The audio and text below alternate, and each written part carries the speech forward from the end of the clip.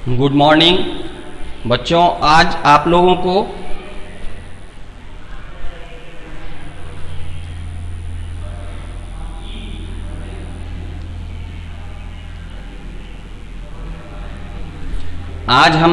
को व्याकरण के चैप्टर द्वितीय, जिस चैप्टर का नाम है वर्ण। अब आप लोगों को वर्ण के बारे में विस्तृत जानकारी हम दे रहे हैं। वर्ण किसे कहते हैं? वर्ण उस मूल ध्वनि को कहते हैं जिसका खंड या टुकड़ा न हो। अब वर्ण के अंतर्गत आपको एक शब्द आता है ध्वनियां। ध्वनि का शाब्दिक अर्थ होता है आवाज, क्योंकि वर्ण चैप्टर के अध्ययन में आपको ध्वनि शब्द का जो है सो चर्चा किया गया है।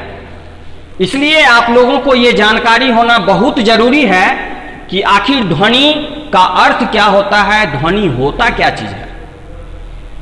तो आपको यह मालूम होना चाहिए कि ध्वनि का सामान्य अर्थ होता है आवाज।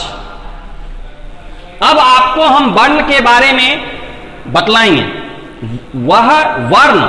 वह सबसे छोटी ध्वनि जिसके खंड नहीं हो सकते हैं वर्ण कहलाते हैं। जैसे क, च, ट, त इत्यादि, ये सारे वर्ण हैं। अब आपको इस चैप्टर में वर्ण के बारे में तो आपने समझ ही लिया। अब इस चैप्टर में आपको एक बात बताना चाहते हैं, वो है अक्षर। वर्ण और अक्षर में हल्का डिफरेंस है, थोड़ा बहुत डिफरेंस है। वर्णों की सबसे छोटी इकाई वर्ण कहलाती है। वो वर्ण होता है जैसे कि क हो गया, च हो गया, ट हलंत हो गया, क हलंत, च हलंत, ट हलंत, ये है वर्ण। लेकिन जब ये है वर्ण जिसमें हलंत चिन्ह लगा हुआ है, इसका मतलब होता है कि यह स्वर रहित वर्ण है। जब इन वर्णों में स्वर की मात्रा समाहित कर दी जाती है तो वह वर्ण अक्षर कहलाती है। जैसे कि क हलंत जोर अ हलंत बराबर हो जाता है क। ये हो गया आपको अक्षर, इसे हम अक्षर की संज्ञा देंगे। और ये हो गया आपको वर्ण। अब तो आपको भली भांति समझ में आ गया। वर्णमाला, इस चैप्टर में आपको वर्णमाला के बारे में भी जानकारी लेनी है। वर्णों के क्रमबद्ध एवं व्यवस्थित समूह को वर्णमाला कहते हैं। वर्णों के क्रमबद्ध समूह को हम वर्णमाला कहते हैं। हिंदी वर्णमाला में लगभग वर्णों की संख्या 52 है। वर्ण के भेद 2 हैं, स्वर वर्ण, व्यंजन वर्ण। स्वर वर्ण जिस वर्ण के उच्चारण में किसी अन्य वर्ण की सहायता नहीं ली जाती है उसे हम स्वर वर्ण कहते हैं। इनकी संख्या है 11। अ से लेकर औ तक के जितने भी वर्ण हैं वो सारे स्वर वर्ण कहलाते हैं। व्यंजन वर्ण जिन वर्णों के उच्चारण में स्वर की सहायता ली जाती है उसे हम व्यंजन वर्ण कहते हैं। और व्यंजन वर्णों की संख्या है 33। अब आप ये कह सकते हैं कि फिर ये वर्णमाला में वर्णों की संख्या 52 है कैसे? तो इसके बारे में आपको विशेष जानकारी इसी चैप्टर में मिलेगी। अब आपको ये व्यंजन वर्णों की संख्या 33 कहां से कहां तक है? तो वो है संख्या क से ह तक। अब आपको स्वर के बारे में जानकारी मिली। स्वर वर्ण के भेद कितने हैं? तो स्वर वर्ण के 3 भेद हैं। ह्रस्व स्वर, दीर्घ स्वर और प्लुत स्वर। ह्रस्व स्वर कहते किसे हैं? तो जिन स्वर वर्णों के उच्चारण में, जिन स्वर वर्णों के उच्चारण में कम से कम समय लगे उसे हम ह्रस्व स्वर कहते हैं। और इनकी संख्या हिंदी व्याकरण में 4 है, अ, ई, उ और री है।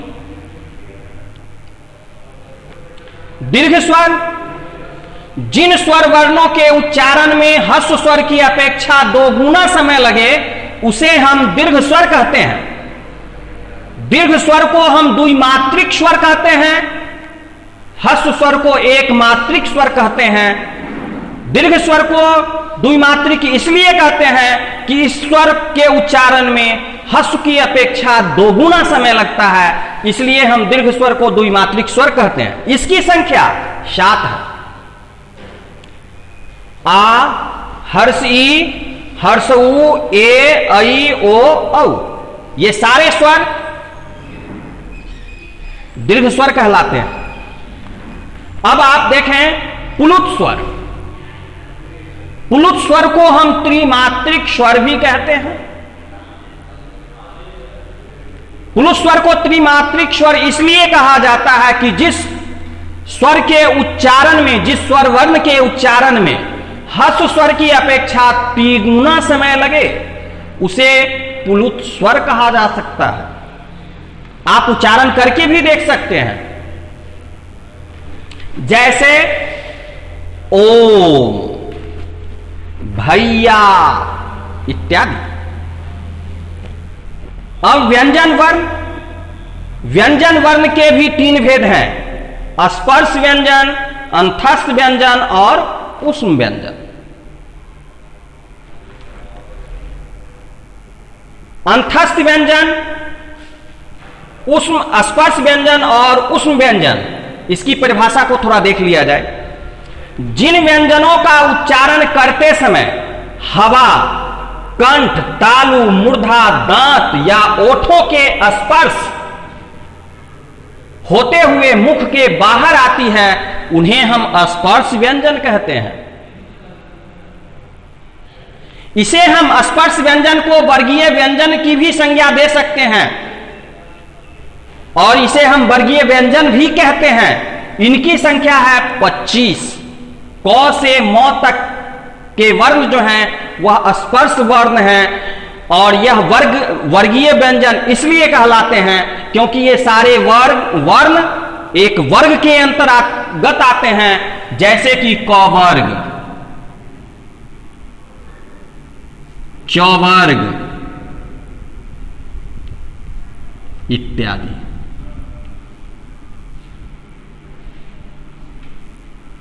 इसलिए हम इसे वर्गीय व्यंजन कहते हैं। अंतस्थ व्यंजन, जिन व्यंजनों का उच्चारण स्वरों और व्यंजनों के मध्य किया जाता है, यानी कि इसमें स्वर की भी मात्रा लगी होती है। जब उच्चारित किया जाता है तो स्वर की ध्वनियां हमें सुनाई देती है, इसलिए इसमें दिया गया है कि जिन व्यंजनों का उच्चारण स्वरों और व्यंजनों के मध्य किया जाता है उन्हें हम अंतस्थ व्यंजन कहते हैं। इनकी संख्या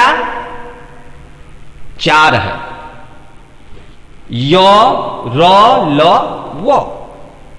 ये 4 ही वर्ण हैं इसके। अब आपको ऊष्म व्यंजन के बारे में जानकारी लेनी है। ऊष्म का मतलब ही होता है गर्म। और व्यंजन, तो जिन व्यंजन वर्णों के उच्चारण करते समय मुंह के किसी न किसी भाग से टकराकर ऊष्मा पैदा होती है उसे हम ऊष्म व्यंजन कहते हैं और इनकी संख्या भी है 4। तल्लावे सौ, मूर्धन्य सौ, दंत सौ, ह। तो अब आप लोग स्वर वर्ण, व्यंजन वर्ण, उनके भेद एवं उनके भेदों की परिभाषा, उनकी संख्या, इसके बारे में आपने जानकारी प्राप्त की। अब आप लोगों को एक अजूबा चीज है जो कभी आप लोग सुने नहीं होंगे, जैसे कि आप लोग के सामने है अल्प प्राण। अल्प का मतलब होता है कम, और प्राण का मतलब यहां होगा प्राण वायु। यानी कि जिन व्यंजन के उच्चारण में वायु की आवश्यकता कम पड़ती है उसे अल्प प्राण कहते हैं। प्रत्येक वर्ग के प्रथम, तृतीय, पंचम वर्ण एवं अंतस्थ वर्ण ये अल्प प्राण होते हैं। जिन व्यंजन वर्णों के उच्चारण में प्राण वायु कम से कम मात्रा में निकले उसे हम अल्प प्राण की संज्ञा देते हैं। अल्प प्राण में प्रत्येक वर्ग का पहला, तीसरा और पांचवा तथा अंतस्थ व्यंजनों की जो संख्या है वो ये सारे अल्प प्राण वर्ण भी कहलाते हैं। जब आपको अल्प प्राण के बारे में पूछेगा तो आप बता सकते। अब आप लोगों को आ रहा है एक महाप्राण। महा मतलब अधिक होता है और प्राण मतलब प्राण वायु या उच्चारण करने में जो वायु लगे। तो जिन व्यंजनों के उच्चारण में वायु की आवश्यकता अधिक पड़ती है, किसके अपेक्षा? तो अल्प प्राण की अपेक्षा जिन व्यंजन वर्णों के उच्चारण में वायु की अधिकता अधिक होती है, अधिक मात्रा की जरूरत होती है, उसे हम महाप्राण कहते हैं। प्रत्येक वर्ग का द्वितीय, चतुर्थ एवं उष्म व्यंजन ये महाप्राण के अंतर्गत आते हैं। इन्हें हम महाप्राण कहते हैं। अब आप लोगों को पढ़ना है घोष। जिन व्यंजनों का उच्चारण करते समय फेफड़ों से निकलने वाली वायु स्वर तंत्रिकाओं से घर्षण पैदा करते हुए निकलती है उसे हम घोष वर्ण कहते हैं। इसे स्वघोष भी कह सकते हैं। आपको यदि क्वेश्चन पूछा जाए कि स्वघोष वर्ण किसे कहते हैं तो आप घोष वर्ण की परिभाषा लिख दीजिएगा, कहीं कोई गलती नहीं होगी। और प्रत्येक वर्गों का तृतीय, वर्ग मतलब समझते हैं क वर्ग, च वर्ग, ट वर्ग, त वर्ग। प्रत्येक वर्गों का तृतीय, चतुर्थ, पंचम वर्ग और अंतस्थ वर्ण एवं ह ये जो है घोष वर्ण कहलाते हैं। इसी के अंतर्गत एक आता है आपको अघोष वर्ण। अघोष जिन व्यंजनों का उच्चारण करते समय फेफड़ों से निकलने वाली स्वर तंत्रिकाएं झंकृत नहीं होती है उसे हम अघोष वर्ण कहते हैं। प्रत्येक वर्गों का पहला और दूसरा वर्ण, पहला, दूसरा और उष्म व्यंजन ये अघोष वर्ण कहलाते हैं। इस चैप्टर में आप लोगों को पढ़ना है एक अयोगवाह। अयोगवाह किसे कहते हैं? तो जो वर्ण न तो स्वर होते हैं और न ही व्यंजन, उसे हम अयोगवाह कहते हैं। जबकि इसे हिंदी वर्णमाला में स्थान प्राप्त है, फिर भी इसे स्वर और व्यंजन की कैटेगरी में नहीं रखा गया, इसलिए इसे हम अयोगवाह कहते हैं। अयोगवाह की संख्या 3 है। वो अयोगवाह है अंग, अपर चांद बिंदु और अह। अंगों को हम अनुस्वार कहते हैं। अनुस्वार की परिभाषा है कि जिन वर्णों के ऊपर लगने वाले बिंदु जिसका उच्चारण नाक, नासिका से होता है उसे हम अनुस्वार कहते हैं। जैसे दंत, पंत, संत इत्यादि। उसके बाद आता है अयोगवाह के अंतर्गत विसर्ग। किसी वर्णों या शब्दों के आगे लगने वाले 2 बिंदु जिसका उच्चारण ह की तरह होता है उसे हम विसर्ग कहते हैं, जैसे प्रायः, अंततः, अतः इत्यादि, ये विसर्ग व्यंजन कहलाते हैं। व्यंजन वर्णों के अंतर्गत एक आता है आपको संयुक्त व्यंजन। संयुक्त व्यंजन किसे कहते हैं? तो जिन व्यंजन वर्णों का उच्चारण परस्पर दो व्यंजनों के मेल से होता है, उसे हम संयुक्त व्यंजन कहते हैं। इनकी संख्या भी है 4, अक्ष, त्र, ज्ञ और श्र। तो आप लोग अब भली भांति चैप्टर 2 जिसका शीर्षक है वर्ण, वो आप लोग समझ गए होंगे। इसमें तो लगता है कि आप लोगों को समझने में कहीं कोई दिक्कत नहीं होगी।